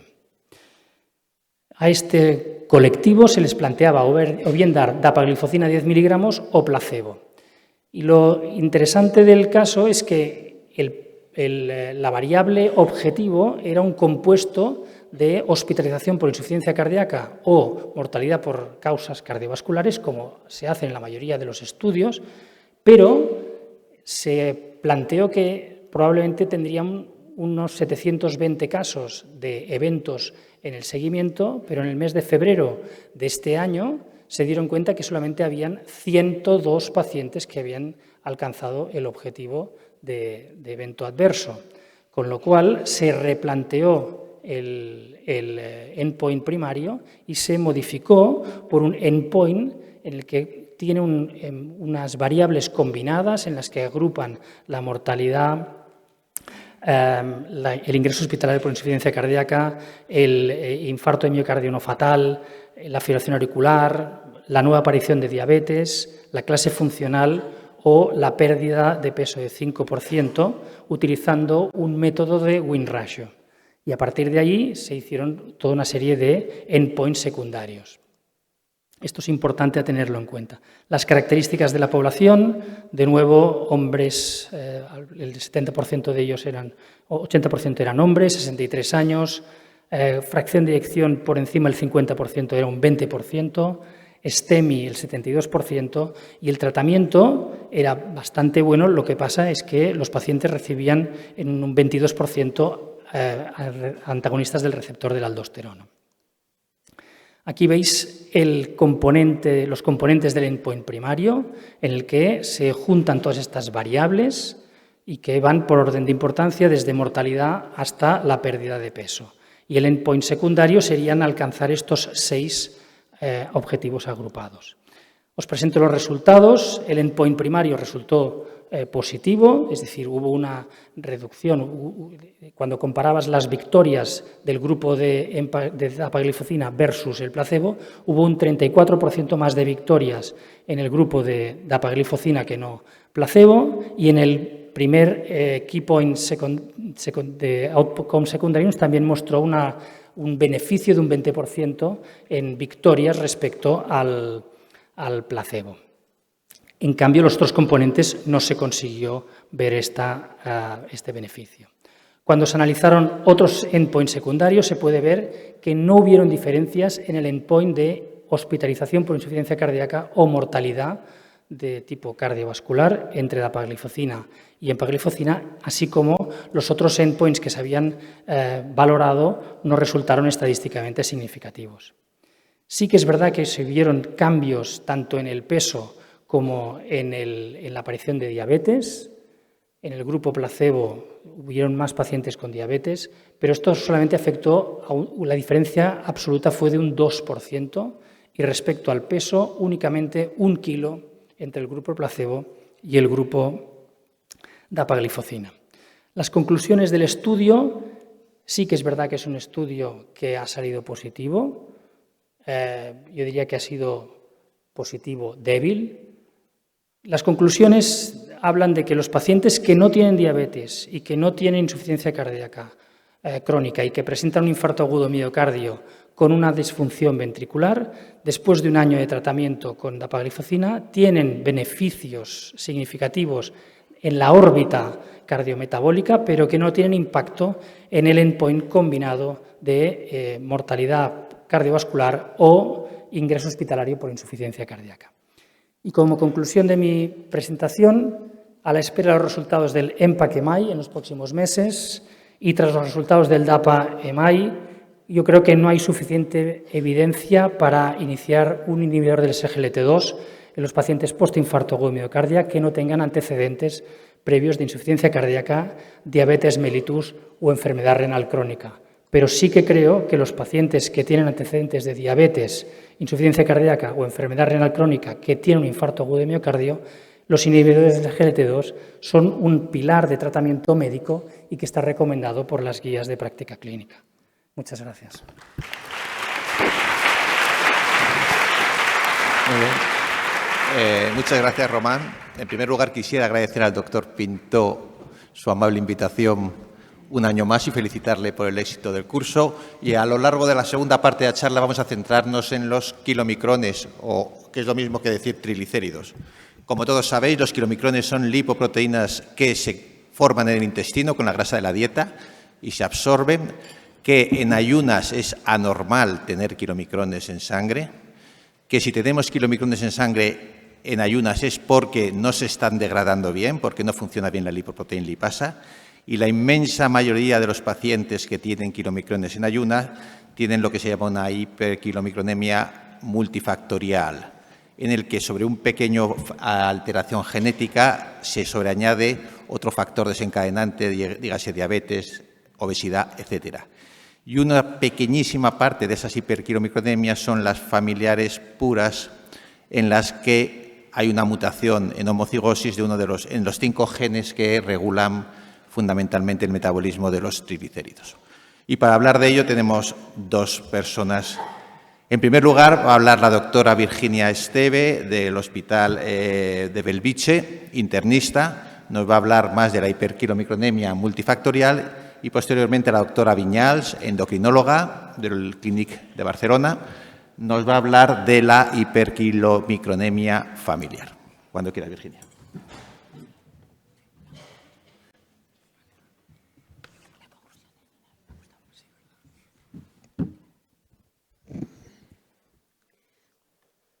Bueno, buenos días. Yo voy a hablar como ha comentado mi compañero, de la hipertrigliceridemia multifactorial o hipertrigliceridemia poligénica. De entrada, suelo decir, ¿no?, que con los nuevos estudios que relacionan la hipertrigliceridemia con el riesgo cardiovascular se está cambiando la definición de hipertrigliceridemia, o se considera que se debería cambiar la Definición de hipertrigliceridemia. Actualmente, considerándose que concentraciones por encima de 1,2 ya se relacionan con un incremento del riesgo cardiovascular y, por tanto, deberían ser consideradas como hipertrigliceridemia y tributarias a ser tratadas. Yo les voy a hablar, como bien ya se ha comentado, de la hipertrigliceridemia poligénica, y los pacientes con hipertrigliceridemia poligénica acostumbran a tener unas concentraciones de triglicéridos que están por encima de 1,2 y normalmente por debajo de 10 milimoles. Solo presentan concentraciones superiores a los 10 milimoles cuando tienen algún otro factor desencadenante, como es un consumo de alcohol abusivo, una dieta muy rica en grasas saturadas o algún otro factor. Hablarles de una manera muy resumida y solo para que puedan entender cuáles son las nuevas dianas terapéuticas, aunque ya en la introducción nos han hablado un poquito de cuál es el metabolismo de los triglicéridos. Como ya se ha explicado, los ácidos grasos procedentes de la dieta son absorbidos en el intestino y estos son ensamblados por la MTP a partículas de kilomicrones. Estos kilomicrones en situación normal pasan al plasma, donde son identificados por la lipoproteína lipasa y degradados a ácidos grasos libres que pasarán al tejido adiposo, al músculo o al hígado. El tejido adiposo y el músculo se utilizan como sustrato energético y en el hígado pasarán y formarán de nuevo lipoproteínas ricas en triglicéridos, esta vez de origen hepático, que son las VLDL. La lipoproteína lipasa, pero no actúa sola, sino que necesita de unos cofactores. Tengo el micro fatal, ¿no? Vale. Necesita de unos cofactores activadores, como son la ApoC3 o la ApoA5, y de unos cofactores inhibidores, como son la ApoC2 y la angiopoietina-like 3 y 4, para regular su función. Además, necesita del factor de maduración, que es el que hará madurar esta lipoproteína lipasa y exponerla en la superficie de los capilares, y también necesita de este cofactor GPIH-BP1, que tiene un nombre larguísimo, para que ésta permita su ensamblaje con los kilomicrones.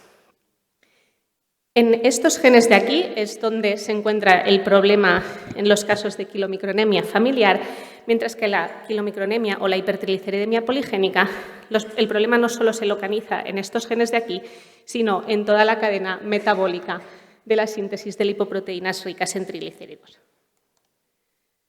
La hipertrigliceridemia actualmente, y concretamente la hipertrigliceridemia poligénica, es una enfermedad con una prevalencia que crece a nivel mundial. Actualmente en España se sitúa en un 29,6% de la población y de estos solo menos del 0,1 serán casos de kilomicronemia familiar. El incremento de esta hipertrigliceridemia se debe al incremento de enfermedades como la obesidad, la diabetes o el síndrome metabólico, que a su vez se relacionan con un empeoramiento de los hábitos de vida de la población. Desde hace ya años sabemos que la hipertrigliceridemia multifactorial no es una enfermedad que se deba solo a factores secundarios, sino que tiene una base genética. Los primeros estudios que identificaron los genes relacionados con la hipertrigliceridemia poligénica fueron los estudios de GWAS, en los que se identificaron 32 genes relacionados con la hipertrigliceridemia. Sin embargo, estudios posteriores nos han permitido identificar muchos nuevos genes relacionados con la hipertrigliceridemia.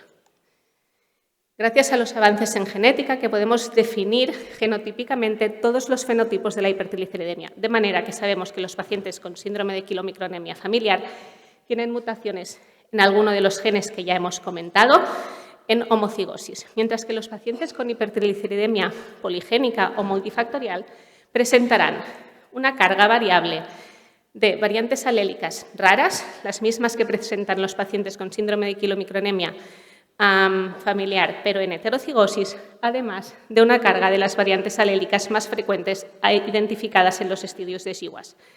También decir que los pacientes con unas concentraciones normales de triglicéridos presentan una carga variable de estas variantes alélicas. Es por esto que se cree que presentar una determinada carga alélica para la hipertrigliceridemia no es lo que nos dará el fenotipo, sino que necesitamos, además de otros cofactores, como es una mala dieta, el sedentarismo, el alcoholismo u otros factores para desarrollar el fenotipo de la hipertrigliceridemia. Como manifestaciones clínicas, la principal manifestación clínica que presentan los pacientes con la hipertrigliceridemia poligénica o multifactorial es la enfermedad arteriosclerótica. Como se ve en este estudio aquí, realizado en población danesa con casi 200.000 individuos, todos ellos con unas concentraciones de LDL inferiores a 2,6, que son 6 miligramos a decilitro, presentaban un incremento del riesgo cardiovascular a medida que aumentaban las concentraciones de triglicéridos.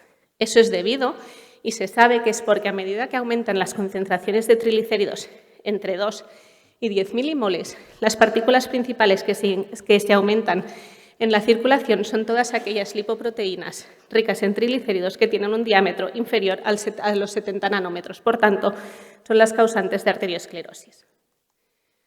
Como segunda manifestación clínica que tenemos que tener en cuenta en estos pacientes es la enfermedad hepática metabólica grasa, o lo que se conocía hasta ahora como esteatosis hepática. Si bien sabemos que en población general la prevalencia de esta enfermedad es más o menos del 25%, sabemos que en los pacientes con hipertrigliceridemia o dislipemias mixtas la prevalencia es entre el 50 y hasta el 83%. Y más alta si además le añadimos otros factores que acostumbran a tener estos pacientes, como son la obesidad o la diabetes. Esta enfermedad ocurre cuando se saturan las vías de síntesis de lipoproteínas hepáticas. Y esto ocurre porque hay un hiperaflujo de ácidos grasos procedentes de la dieta, en caso de malas dietas, o un hiperaflujo de ácidos grasos procedentes desde el tejido adiposo. Debemos tener en cuenta esta enfermedad en estos pacientes, ya que en fases iniciales parece que es bastante indolente, pero entre el 5 y el 10% de los pacientes que han desarrollado una fibrosis acabarán desarrollando una cirrosis. La manifestación no menos grave, pero sí quizás menos frecuente que presentan, ¿no?, los pacientes con hipertrigliceridemia poligénica, a diferencia de los pacientes con síndrome de quilomicronemia familiar, que la presentan de manera muy frecuente, es la pancreatitis. El riesgo de presentar una pancreatitis de causa hipertrigliceridemia en todos los pacientes se relaciona con la concentración de triglicéridos y con la concentración de kilomicrones en plasma. Y esta aumenta cuando la concentración de triglicéridos plasmáticos se encuentra por encima de 10 milimoles. Se cree, más o menos, aproximadamente, que el 6% de los pacientes con hipertrigliceridemia poligénica o multifactorial presentarán un episodio de pancreatitis a lo largo de su vida y que el 3% presentarán pancreatitis de repetición y siempre ante un factor desencadenante. No son despreciables los números si tenemos en cuenta que el 30% de nuestra población presenta una hipertrigliceridemia poligénica. Decir también que el curso de las pancreatitis hipertrigliceridémicas son más graves que por otras causas.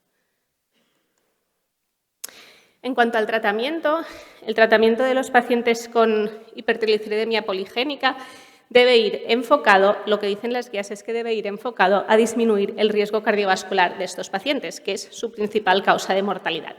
Es por eso que cuando tenemos un paciente con una hipertrigliceridemia poligénica o multifactorial, debemos iniciar nuestro tratamiento inicialmente con cambios en los hábitos de vida y debe ir enfocado a disminuir y conseguir los objetivos de LDL y no HDL. Esto se hace con estatinas, ezetimidas o anti-PCSK9, como sabemos. Las guías también recomiendan el uso del EPA en caso de pacientes de alto o muy alto riesgo cardiovascular, cuando las concentraciones de triglicéridos están o se mantienen, a pesar de ya estar en objetivos de LDL y no HDL, por encima de 1,5 o fibratos en el resto de pacientes, cuando los triglicéridos estén por encima de 2,3. La recomendación de utilizar el EPA por encima de los fibratos o de la combinación de EPA con DHA viene de los resultados del estudio de REDUCE-IT, en el que se observó una disminución del endpoint primario, que es muerte de causa cardiovascular y enfermedad cardiovascular no fatal, del 25% con la utilización de este fármaco, con una reducción del 18,3% de los triglicéridos. Objetivos de reducción de riesgo cardiovascular que no se consiguieron en otros estudios, como el STREN con la combinación del EPA y el DHA o el PROMINENT con el pemafibrato, y tampoco en los estudios con fibratos que se realizaron previamente. En cuanto a las nuevas dianas terapéuticas, estamos todos bastante animados porque parece que van a salir muchos fármacos nuevos. No hablaré del volanesorsen porque hablará mi compañera, solo decir que es el único fármaco que actualmente está aprobado para el tratamiento del síndrome de quilomicronemia familiar. Decir de él que se han conseguido reducciones muy buenas en la concentración de triglicéridos en estos pacientes y como único inconveniente que causa plaquetopenia. Es por eso que posteriormente se diseñó el olezarsen, que es igual, un oligonucleótido antisentido anti-APOC 3 unido a una partícula de N-acetilgalactosamina, que es un aminoglucósido, es un glúcido, perdón, un monoglucósido, que es muy afín a las células hepáticas, lo que hace que este fármaco circule mucho menos tiempo en sangre periférica, lo que permite dar dosis mucho más bajas y disminuir los efectos secundarios. En fase 1-2, que es un estudio que se hizo en fase 1-2 en pacientes con una hipertrigliceridemia moderada leve, se consiguieron disminuciones de la concentración de triglicéridos del 77% con una administración que fue semanal. Sin embargo, actualmente se están llevando a cabo estudios en fase 2-3 con pacientes con hipertrigliceridemia poligénica, pero grave, con concentraciones de triglicéridos por encima de 500, con una administración mensual y en pacientes con síndrome de quilomicronemia familiar. De momento, con bastantes buenos resultados. El RNA de interferencia de la APOC 3 en fase 1 también dio muy buenos resultados y la disminución en la concentración de triglicéridos dependió de cuál era la concentración inicial de triglicéridos que presentaban los pacientes, consiguiéndose disminuciones de hasta el 92%. Y ya acabo. El evinacumab, como todos saben, es un fármaco que está aprobado su uso para el tratamiento de la hipercolesterolemia familiar homocigota por haber demostrado reducciones en estos pacientes del LDL del 49%, pero también disminuciones de los triglicéridos del 50%, aparte de haber demostrado una disminución del riesgo cardiovascular con el uso de este tratamiento. Es por eso que al ver las disminuciones de los triglicéridos que se presentaban, se decidió probar este fármaco en pacientes con quilomicronemia, tanto multifactorial como familiar. Se observó que no disminuía los triglicéridos en casos de síndrome de quilomicronemia familiar, pero sí en los casos de quilomicronemia poligénica, disminuyendo la concentración de triglicéridos hasta en un 81,7% respecto a un incremento con el placebo del 80%. Con el RNA de interferencia de la angiopoietina LAIC-3 también se están viendo buenos resultados.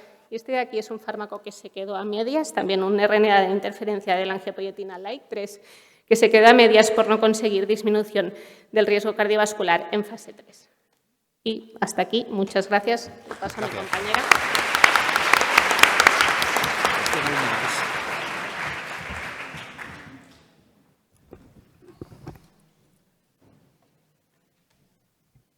Buenos días. Primero de todo, agradecer a la organización a haber contado conmigo para continuar la compleja ruta de los triglicéridos, centrándonos ahora en la quilomicronemia familiar. Cuando nos encontremos delante de una quilomicronemia familiar, obviamente lo que veremos es una hipertrigliceridemia grave, pero también encontraremos manifestaciones clínicas como son xantomas eruptivos, lipemias retinales y hepato y esplenomegalia. Y los pacientes, sobre todo, lo que presentan es dolor abdominal hasta un 63% y la complicación más grave que queremos evitar en estos pacientes son las pancreatitis, que ocurren hasta en el 88% de estos pacientes y en casi la mitad de ellos serán de repetición. Y esto es un problema porque puede llegar a producir una pancreatitis crónica con insuficiencia pancreática endocrina y exocrina y además la mortalidad por cada episodio de pancreatitis es alrededor de un 6% y puede llegar hasta el 30%, por lo que deberemos evitarlo sí o sí. Para diagnosticar la quilomicronemia familiar, cuando tengamos unas cifras muy elevadas de triglicéridos con pancreatitis de repetición, lo primero que tendremos que hacer es descartar causas secundarias, las causas típicas de la quilomicronemia multifactorial, obesidad, diabetes mal controlada, hipotiroidismo, fármacos, etc. Y una vez así, hecho esto, deberíamos hacer un test genético que es de la manera que lo diagnosticaremos. Antes de llegar a esto, igual que en la hipercolesterolemia familiar, que tenemos el Dutch Lipid Clinic Network o el MedPeto o cualquier score que queráis para decidir si pedimos o no pedimos el test genético, en quilomicronemia familiar también tenemos un score. Este score, cuando evaluamos a un paciente, pues nos sumará puntos si tiene unas cifras de triglicéridos muy elevadas, de más de 10 milimoles por litro de manera consecutiva y más aún si son superiores a 20. Nos restará puntos si ha tenido en algún momento de su historia unos triglicéridos menores a 2 milimoles litro. Tenemos que descartar causas secundarias y la historia de pancreatitis sumará puntos, y a pesar de que se llama quilomicronemia familiar, habitualmente no hay antecedentes familiares de esta enfermedad, que como veréis y sabéis es una enfermedad muy rara, por lo que esto no sumará puntos. Y además, característicamente, y sí que no sumará puntos, es que no responden al tratamiento y que el inicio de los síntomas es precoz, en la primera o segunda década de vida. Entonces, si hacemos esta escala, cuando dudamos si tenemos o no un paciente con quilomicronemia familiar y nos sale una puntuación igual o mayor a 10, sí que deberíamos hacerle el test genético porque es muy probable que estemos ante un caso así. Es una enfermedad rara, afecta entre 1 o 2 casos por millón de habitantes, así que yo creo que la mayoría de vosotros no habéis visto ningún caso o no seguís ninguno habitualmente en la consulta. En su mayoría, la gran mayoría de mutaciones son en el gen de la lipoproteína lipasa, como bien ha comentado la doctora Esteva, o si no, en alguno de sus cofactores que ayudan a la función de esta enzima. El diagnóstico, a pesar de que debutan en la infancia, pues se suele retrasar porque no es fácil pensarlo, y según las series el diagnóstico medio es alrededor de los 24 años de edad. Entrando en el metabolismo, como ya ha comentado la doctora Esteva, tenemos un problema en el gen de la lipoproteína lipasa en esta enfermedad, y esto lo que hace es impedir que los kilomicrones pasen a kilomicrones remanentes y las VLDLs pasen a otras partículas en el metabolismo de las lipoproteínas ricas en triglicéridos. Tenemos dos limitantes de la acción de la lipoproteína lipasa que regulan el metabolismo lipídico, que son la angiopoietina tipo 3 y la ApoC3, y tenemos fármacos, como acaba de presentar la doctora Esteva, que están dirigidos contra estas moléculas. Para poner un poco en contexto, ya que a veces es un poco complejo de entender, en los pacientes que tienen quilomicronemia familiar y que la vía de la lipoproteína lipasa no les funciona, tienen que metabolizar las lipopartículas ricas en triglicéridos por la vía independiente de esta enzima, pero también está regulada por la ApoC3. Si damos volanesorsen, que es un oligonucleótido antisentido contra el ARN mensajero de la ApoC3, lo que hace es impedir que se traduzca esta proteína. Y de este modo, si lo eliminamos de la circulación, conseguimos que no se inhiba la vía independiente de la lipoproteína lipasa y así poder metabolizar las lipoproteínas ricas en triglicéridos. Este fármaco se ha estudiado en diversos estudios. Voy a hacer 2 pinceladas de los más importantes. Uno de ellos es el estudio APPROACH, en el que se incluyeron pacientes solo con quilomicronemia familiar, eran 66, y se randomizaron a placebo o volanesorsen. El objetivo primario fue el cambio de las cifras de triglicéridos a los 3 meses de haber iniciado el fármaco, y como veis, la edad media era de 46 años, con un IMC de 25, y la cifra inicial de triglicéridos era de 2.200. Y 3/4 partes de ellos habían presentado pancreatitis previamente. El grupo que estaba con volanesorsen, obviamente, baja la ApoC3, y lo que es más importante, esto se traduce en una disminución muy significativa de las cifras de triglicéridos, de un 77%, que esto equivalía más o menos a 1.700 miligramos de decilitro. Y además, el riesgo de pancreatitis, como ha comentado la doctora Esteva, es mayor a medida que aumentan las cifras de triglicéridos. Tenemos en mente el umbral de 750-880 miligramos de decilitro para decir que un paciente tendrá mayor riesgo de pancreatitis, y con volanesorsen se consiguió que el 77% de estos pacientes estuvieran en una cifra por debajo de 750 miligramos de decilitro de triglicéridos. Y lo que se vio posteriormente en el estudio COMPASS, que aquí sí que se incluyó en pacientes con quilomicronemia multifactorial, que como veis tiene unas cifras de triglicéridos menores de inicio de 1.200 y solo un 27% había presentado pancreatitis previamente, que sí, que también baja los triglicéridos cuando damos volanesorsen, pero lo que es más importante que ya se vio es que había una reducción en el número de eventos de pancreatitis, que en el grupo placebo hubo 5 episodios en 3 pacientes de los 38 incluidos y en el del volanesorsen no hubo ninguno. Y ya por último, en este fármaco que está aprobado por la EMA desde el 2019 y aquí en España desde hace un año ya tiene precio de reembolso por el Ministerio. Si miramos el Early Access de Gran Bretaña, en 22 pacientes que han utilizado este fármaco antes de empezar su comercialización, podríamos decir, reglada, lo que se vio es una clara disminución de los eventos de pancreatitis cuando iniciaron este fármaco comparado con los 5 años previos. De hecho, han calculado que antes de utilizar este fármaco los pacientes tenían un evento cada 2,8 años y cuando estaban en tratamiento con Bolan-Sorsen, esta incidencia se reducía a un evento cada 11 años. O sea, no lo elimina del todo, pero sí que lo elimina de manera muy significativa. Este fármaco está aprobado ya aquí en España como complemento de la dieta en el síndrome de quilomicronemia familiar, que está confirmada genéticamente y que tiene un alto riesgo de pancreatitis y que no responde bien a las medidas habituales que teníamos hasta ahora, que era una dieta muy estricta en grasas y los fármacos hipolipemiantes que no funcionan en estos pacientes. Se administra de manera subcutánea, la dosis es 285 miligramos cada semana inicialmente, y el criterio de retirada es que no respondan y que no disminuya la cifra de los triglicéridos más de un 25% a los 3 meses de haber iniciado el fármaco.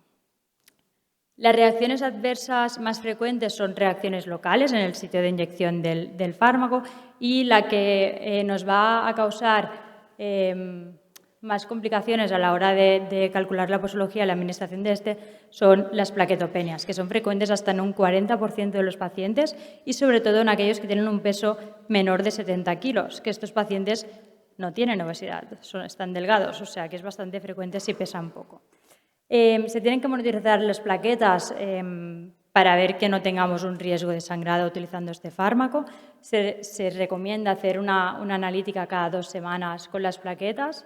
Y si bajaran las plaquetas de menos de 140.000, entonces ya deberíamos hacer controles más frecuentes cada semana o más frecuente incluso si bajan a menos de 100.000.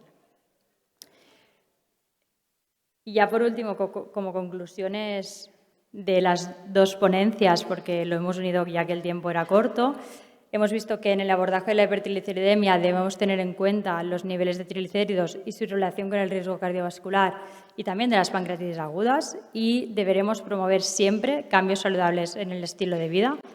En relación a la disminución de la enfermedad cardiovascular, ahora tenemos nuevos fármacos como el icosapento de etilo que disminuyen el riesgo incluso en aquellas personas que ya están tratadas con estatinas, y que las nuevas terapias que ya están disponibles y las que van a venir en el futuro, como los inhibidores de ApoC3 y de angiopoietina tipo 3, nos permiten una reducción muy significativa de los triglicéridos de más de un 70% y además de los episodios de pancreatitis. Muchas gracias.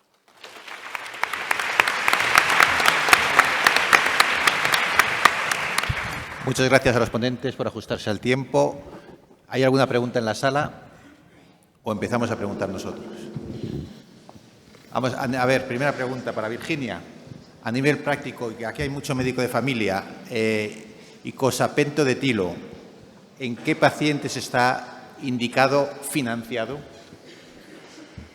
Bueno, en la actualidad en los pacientes que está financiado son en todos aquellos que tienen alto o muy alto riesgo cardiovascular, que a pesar del tratamiento con estatinas o sus combinaciones siguen con unos triglicéridos por encima de 150. Indicado quizás podría estar en alguno más, pero financiado está en estos actualmente. Quedando claro que aunque se venda como fármaco que baja los triglicéridos, la efectividad no tiene que ver nada con el descenso de triglicéridos, que es mucho más importante otras acciones y tienen a otros niveles, y su efecto no tiene que ver con el descenso de triglicéridos, que los desciende. ¿Más preguntas?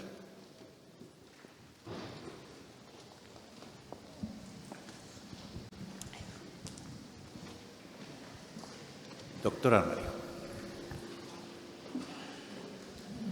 Hola, felicitaciones a la mesa. Al doctor Román Freixa le quería preguntar, ¿no es sorprendente que estos ensayos clínicos hayan dado resultados positivo-débil?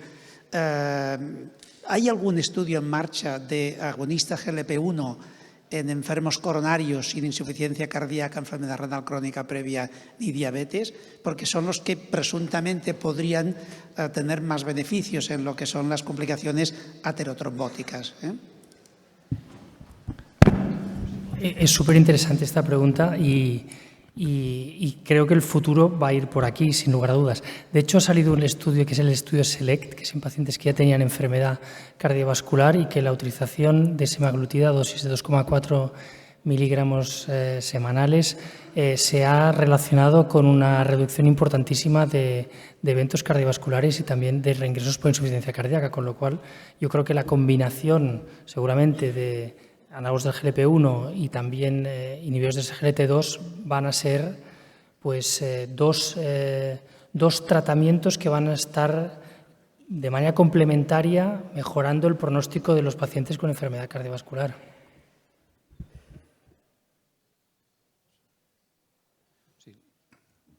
Quería preguntarles a las doctoras Esteve y Viñals qué opinan de la financiación de estos fármacos tan potentes para disminuir triglicéridos que la limitan mucho a los pacientes que tienen defectos monogénicos graves o homocigotos, cuando en realidad la mayoría de pancreatitis ocurren en pacientes con hipertrigliceremias poligénicas o kilomicronemias multifactoriales, ¿no?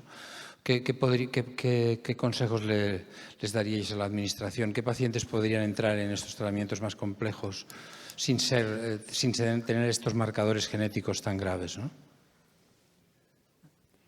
Gracias por la pregunta. Yo creo que efectivamente sí estamos limitados por lo que paga la Administración, pero es cierto que son fármacos con un precio muy alto. Yo no los restringiría solo a los que han tenido una confirmación genética de quilomicronemia familiar, pero igual si ya han tenido varios episodios de pancreatitis y hemos descartado factores externos como es alcohol, diabetes mal controlada, etcétera, pues igual sí que me plantearía su uso en estos pacientes en concreto para evitar sucesivos eventos de pancreatitis y la mayor mortalidad que esto le puede conllevar a la morbimortalidad a la persona. Sí, yo creo que tampoco no añadiría mucho más, ¿no? Quizás si tuviésemos que tener algún valor de corte, ¿no? Es considerar que parece que hay estudios que no, siempre que aparecen kilomicrones en plasma ya existe riesgo de tener pancreatitis, sea cual sea tus niveles de triglicéridos, ¿no? Y parece que por encima ya de 500 pues, se debe considerar, quizás en pacientes que mantienen hipertrigliceridemias por encima de 500 y que han hecho pancreatitis, como ha comentado mi compañera, pues creo que sería bueno como mínimo intentar planteárselo. Es verdad que el precio de estos fármacos pues, no permite dárselo a un número tan grande de pacientes o no se pueden financiar para todos ellos. Me parece recordar que son 400.000 euros el tratamiento anual. No tanto, bueno, pero mucho. Y por eso te piden el test genético y que haya tenido una pancreatitis previa, no que tenga riesgo de, sino que la haya tenido ya. O sea, que hay que esperar que tenga la pancreatitis y de ya, ahora ya te puedo tratar. ¿Alguna pregunta más? Pues entonces ya, si os parece bien, damos por cerrada la sesión, felicitar a los ponentes y hora de la comida.